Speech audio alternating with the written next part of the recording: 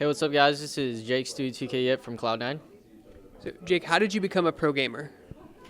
I started in the summer of 2014, and I kind of ditched school and stuff. I kind of dropped everything when I saw an opportunity, and I kind of just went for it. It was kind of like a make it or break it kind of thing. Now, what's the difference between a player that's really good at Counter-Strike and a professional gamer? Well, I guess a really good player from Counter-Strike could be just a player with skill, but a professional player would be under contract from an organization and travel a lot and compete around the world. So, what advice would you give to someone who wants to become a professional Counter-Strike player? Well, I say nowadays there's a lot of opportunities because in North America there's ways you can get into rank S, and that's a good way of getting recognition. If you have like really good skill, then people will recognize that, but it's going to take time for them to see. So I guess grinding your way to rank S would be a good way of recognition.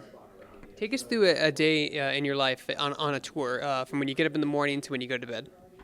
Well, we do practice 6 times a day, I think, for 6-7 hours. So usually I would wake up and go straight to the prac room after I brush my teeth and do all those things. And we would practice for 6-7 hours, and around 8 p.m. that's when we would get off. And I would go to the gym or just hang out a little bit, get some food with the teammates, and I would play Rank S at night or stream.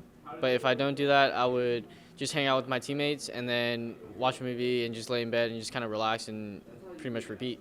What's it like having access to content like Twitch and stuff, things pro gamers didn't have 10 years ago? There wasn't really a pro gaming scene 10 years ago.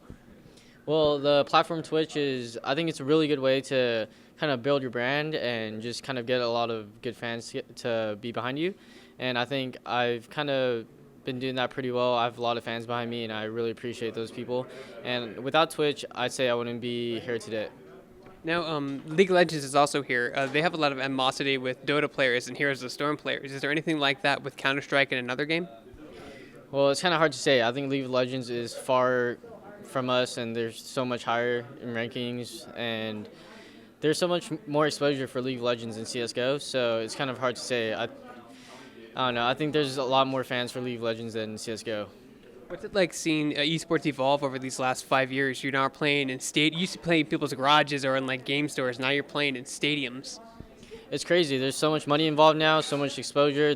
We're on TBS now. There's commercials on NBA TV. There's so much exposure that I think eventually people will start accepting it into their lives and realize that it's a good opportunity for kids. What is it about Counter-Strike that has had it withstand the test of time over all these years? Because the game is really old. It's kind of hard to say. I guess the fans have a big deal with it because without the fans, there's really no exposure to anything because the fans do make up the players. I'd say the fans is the first step because the fans is what make up the players, and the players will make up all these events, and all these event organizers would start building more and more, learning mistakes and making the events better and just knowing how to advertise their events.